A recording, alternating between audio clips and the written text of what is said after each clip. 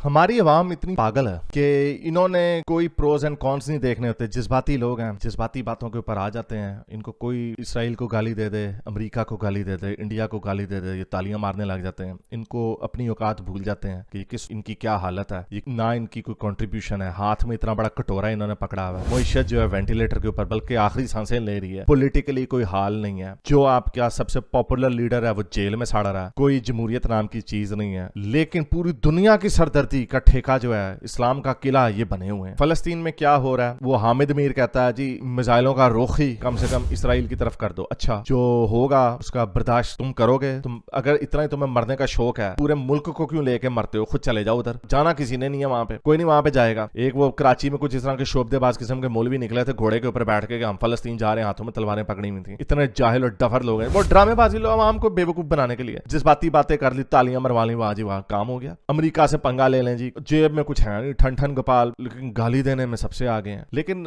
ये एक दिमाग की कंडीशनिंग है। आटा खाने को है नहीं। अगर इतना तुम्हें मरने का शौक है तो क्यों रो रहे हो? आटे की लाइन में लग के बिजली नहीं है, क्यों रोते हो? फिर मर जाओ आराम से, मौज करो। तुम्हें तो कोई जिंदगी दुनिया से कोई है नहीं, लेकिन फलस्तीन के लिए लड़ना है। और कोई प्रोज एंड कॉन्स नहीं देखने, क्या कर सकते हो, क्या औकात है तुम्हारी, नहीं ड्रामेबाजी करनी है। तो उसी तरह एक पागल मुल्क है हुतीस, यमन। वो यमन नहीं है, वो यमन की रिकग्नाइज हुकूमत नहीं है, हुतीस है। उन्होंने जी पंगा लिया जी, उन्होंने उंगली की वेस्ट को, हाँ जी हम तुम्हारे जहाज बंद कर देंगे। उन्होंने कहा भाई बाज आ जाओ, औकात में रहो। उनकी पिटाई शुरू हो गई। अब जी सऊदी अरब आ गया, सऊदी अरब को गालियां देने लग गए। सऊदी अरब की पहले से हुतियों के साथ जंग चल रही है। सऊदी पहले से हुतियों के साथ उनकी लगती है, वो ईरान की वजह से, क्योंकि वो ईरान के पिट्ठू हैं इसलिए। तो सऊदी अरब ने ऑब्वियसली अमेरिका को कहा कि हाँ भाई हम तो इनको बड़े अच्छे से धोने की कोशिश कर रहे हैं, तो तुम इनकी धुलाई करो। एयरबेसिस दे दिए उन्होंने, लेकिन मोमिनीन्स पाकिस्तान के, क्योंकि उनको पता है नहीं हुतीस का डिफरेंस क्या है, यमनी हुकूमत का डिफरेंस क्या है, इनको कुछ नहीं पता। वो अच्छा उनके जहन में ये हुतीस यमनी है और वो फलस्तीन के लिए लड़ा रहे थे, तो चलो हमने उनकी साइड पे हो जाना, और जो भी उनके खिलाफ होगा हमने उनको गाली देनी है। तो सऊदियों के ऊपर इन्होंने खूब सऊदी अरब को गालियां देनी शुरू की है इस वक्त ऑनलाइन। सऊदी अरब के ऑब्वियसली फ्लॉज हैं। सऊदी अरब ने जो पाकिस्तान के अंदर जो इस्लामियत आई, जहाद आया, मदरसों के अंदर पेट्रो डॉलर्स आए, जिसकी वजह से शिद्दत पसंदी पाकिस्तान में आई, हमारा भी बड़ा नुकसान किया सऊदी अरब ने।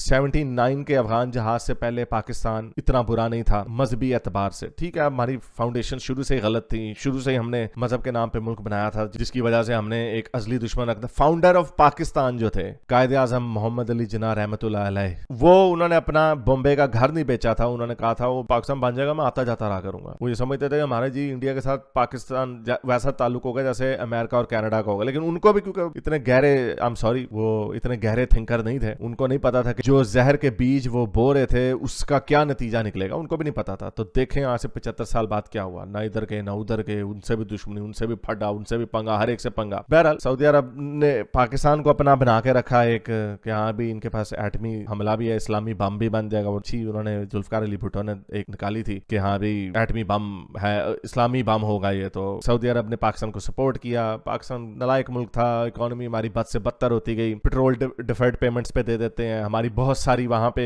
जो मैन पावर हम एक्सपोर्ट करते हैं, वैसे तो हमारे पास कुछ है नहीं, तो अनस्किल्ड लेबर जो है उनको भेजते हैं, वहां से डॉलर आते हैं, मुल्क भी थोड़ा सा चल जाता है। और गरीब लोग हैं बेचारे, उनके पास और कोई स्किल नहीं होता, चलो वो भी मेहनत मजदूरियां करते हैं, जो उनके हालात हैं वो भी पता ही है सबको। तो बहरहाल एक उनको रख के छोड़ा हुआ है। लेकिन पाकिस्तानी उनको भी गालियां देते हैं, भाई तुम कश्मीर के मामले में हमारा साथ क्यों नहीं देते। उनके अब इंडिया से ताल्लुकात अच्छे हो रहे हैं अगेन। जब आप खुद ही बीमार हो, आपकी बॉडी बीमार है, आपके पास कुछ देने को कुछ नहीं है स्वाय ये दाढ़ियां और ये फजूल चीजें दिए जो मदरसे बना के हाफिजे कुरान तुमने उनको भेजने हैं, उनके पास अपने बहुत है हाफिजे कुरान, तो यही एक एक्सपोर्ट है। और तो या फिर मजदूर तबका भेज दो, मजदूर तबका की शॉर्टेज नहीं है, पूरी दुनिया से मजदूर मंगाए जा सकते हैं, तुम्हारे से क्यों मंगाए। तो बहरहाल ये यमन की वजह से सऊदियों के पीछे पड़ गए, सऊदियों को गालियां दे रहे हैं। ट्विटर पे इस वक्त एक अजीब किस्म की लहर चली हुई है, जो सऊदी अरब को एज अ मुल्क उसको बुरा भला MBS की तस्वीरें लगा के उसको गालियां दे रहे हैं। हालांकि एक उनका पॉलिटिकल इंटरेस्ट है, जैसे मैंने बताया वो यमन में प्रो ईरान है हुतीस, वो उनको लाके रखा हुआ है। उन्होंने इतने सऊदी अरब के ऊपर भी हमले उन्होंने मिसाइल दागे हैं, तो खैर सऊदी अरब उनको कंटेन नहीं कर सका। तो उसका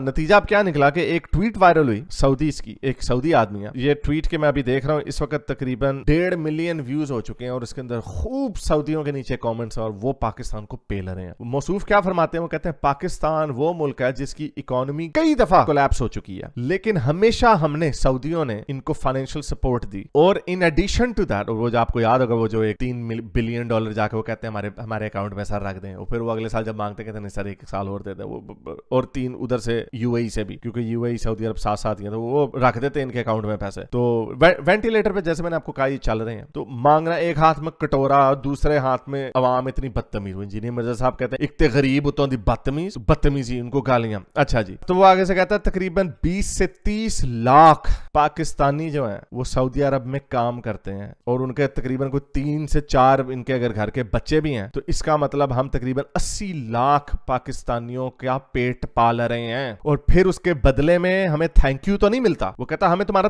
थैंक यू भी नहीं चाहिए, लेकिन हमें क्या मिलती है? तुम्हारी गालियां, तुम्हारी ये डिनाइल, और हमारे खिलाफ इंसाइटमेंट, यानी हमारे खिलाफ उकसाते हो तुम और लोगों को। यानी जो मैंने आपको बताया ट्विटर पे इस वक्त हजारों की तादाद में एमबीएस को, सऊदी अरब को गालियां दी जा रही। क्यों जी? क्योंकि जी वो हूतियों के ऊपर हमला कर रहे हैं। हूती एक टेररिस्ट ऑर्गेनाइजेशन है जिन्होंने बदमाशी की है जहाजों के साथ, जिनका कोई इसराइल फलस्तीन की जंग से ताल्लुक नहीं है। कहने को हमसे इसराइली हर जहाज के ऊपर उन्होंने हमला किया, इवन अपने दोस्त रशिया के ऊपर भी उन्होंने मिसाइल गिरा दिया। जाहिल है, उनको क्या पता। तो वो कहते हैं कि अगर तुमने हमारा शुक्रिया नहीं करना तो कम से कम हमें तकलीफ तो ना पहुंचाओ। और उसने साथ ये फोटो लगाई इसकी कि कितने ये सारे मुस्लिम मुल्क जो इस वक्त इनको गालियां दे रहे हैं। मिस्र में $32 अरब जाता है सऊदी अरब से, क्योंकि उधर से भी लेबर जाती है। यमन में $24 अरब जाता है सऊदी अरब का, यमन में जिसके साथ उनकी जंग चल रही। पाकिस्तान में $12.7 अरब जाता है, इराक में $7 अरब जाता है, फलस्तीन में $5 अरब जाता है सऊदी अरब से, $5 अरब फलस्तीन में जाता है। और फिर वो कह रहे हैं कि तुम हमें गालियां दे रहे हो। और आगे से उसने ये कहा कि हमने तुम्हारी इंडिपेंडेंस में तुम्हारी मदद की, जब तुम्हें आजादी मिली 14 अगस्त 1947। हमने तुम्हें सारी इंडिया के खिलाफ जो जंगें हुई उसमें हमने तुम्हें सपोर्ट किया, और हमने तुम्हें कश्मीर में भी सपोर्ट किया, हमने तुम्हारे एटमी प्रोग्राम में भी तुम्हारी सपोर्ट की। सऊदी डॉलरों से, सऊदी पैसे से हमने तुम्हारा एटमी प्रोग्राम है उसको जारी रखा, और तुमने उसके बदले में हमें सिर्फ धुतकारा है। और ये धुतकारने की जो बात चल रही है, और इसके नीचे एक ट्वीट में आप लिंक डाल दूंगा, उसमें जाकर देखिएगा कितना इनको और ये कितनी ट्वीट वायरल हो, नीचे कितने सऊदी पाकिस्तान को गालियां दे रहे हैं। पाकिस्तानियों का गुस्सा ये अगेन मैंने जैसे बताया, इनको कुछ नहीं पता, ये बिल्कुल जज्बाती कौम है। कल को इन्होंने रशिया को भी अपना अबू बनाया हुआ था सिर्फ वेस्ट की दुश्मनी में। जो भी वेस्ट के खिलाफ चाहे सही हो या गलत हो पंगा करेगा, ये उनके खुश हो जाएंगे। और मजे की बात सिर्फ वही नहीं है जो मुसलमान मुल्कों में रहते हैं, बल्कि जो अमेरिका में भी रहते हैं। अभी व्हाइट हाउस के ऊपर हमला कर दिया मोमिनों ने, व्हाइट हाउस के ऊपर। उधर के तुम अमेरिकन एक्सेंट में बात कर रहे हैं, उधर का खाया, उधर का पिया, उधर पैसा कमाया, उधर उस मुल्क की वजह से तुम्हें वो पासपोर्ट मिला जिसकी इतनी इज्जत है, जिस पूरी दुनिया में तुम जा सकते हो, उसी थाली में छेद कर रहे हैं। ये एक दिमागी बीमारी है। ऐसा गलत तरीके से इस अवाम की सोशल कंडीशनिंग की गई है। इनको दूसरे साइड की आर्गुमेंट देखना तो क्या, इनको बताया ही नहीं गया कि दूसरे साइड का आर्गुमेंट को भी देखा जाता है। कभी कभार देखते हैं कि उनका क्या आर्गुमेंट है। तो बहरहाल ये होना था। सऊदी अरब ने भी एमबीएस, अब हमें पता चल रहा है वो दूसरी डायरेक्शन में जाना चाह रहे हैं, तो एमबीएस ने हाथ हटा लेना है। एमबीएस एक बड़े एक यंग आदमी है, अगले 30 साल तक हुकूमत करेगा। उसका विजन जो है मॉडर्निटी की तरफ है। मुझे तो लगता है वो हमारा ही बंदा है, एक्स मुस्लिम एथियस्ट ही है। उसने तो 98% हदीसों को कह दिया छुट्टी करा दो, हिंदू औरत को वहां पे लाके रख। अच्छा, वो भी उसके ऊपर भी गर्म हो गए। वो हिंदू औरत जो बेचारी बीजेपी की है, वो इंडियन मुसलमानों के लिए उधर गई कि कोटा जो है, कोटा बढ़ा दे जिसको इंडियन गवर्नमेंट सब्सिडाइज करती है, इसलिए वो वहां पे गई और उसके पीछे पड़ गए। एमबीएस को खूब पेला, इन्होंने गालियां दी, चैनल बने के तुम लोग ट्विटर पे, उस पे भी एमबीएस को पेला गया। मुसलमानों का, इंडियन मुसलमानों के हज के लिए वो गई वहां पे। तो ये पागल लोग हैं, बैकवर्ड, शाह से ज्यादा शाह के वफादार, सऊदियों को बता रहे हैं इस्लाम क्या है। और एमबीएस बहरहाल मुझे नहीं लगता वो कोई कट्टर मुसलमान किस्म का आदमी। उसने सारे वहाबियों को पहले काबू किया हुआ, उसने सारों की गिच्ची कुट रहा है वो। और शायद है तो वो किंगशिप डिक्टेटरशिप ही है, लेकिन शायद इसी तरीके से एक अरब दुनिया में एक मॉडर्निटी का शायद रेवोल्यूशन आ जाए। खैर, ये मैं कह सकता हूं कि पहले हमें बिगाड़ने वाले भी सऊदी थे, लेकिन खुद हमें किस डगर पे लगा गए और अब खुद आगे की तरफ जा रहे हैं। तो हमारी आवाम का जो बेड़ा गर्क होना था वो हो चुका हुआ है। मैं कह रहा हूं कि ये 70 साल इनको लग गए ये जानने में कि ताकत का असल सरचश्मा हमारे मुल्क में कौन है। अगले 70 साल इनको तब जानने में लगेंगे यार ये हमें मजहब की ट्रक की बत्ती के पीछे लगाया हुआ था, ये भी हम पागल ही बने हुए थे। तो कोई उम्मीद की किरण नहीं है इस मुल्क में। अगर आपको मेरी ये वीडियो अच्छी लगी तो मेरे चैनल के मेंबर बनिए, पेट्रन बनिए, या फिर आप मुझे बाय मी या कॉफी में भी सपोर्ट कर सकते हैं।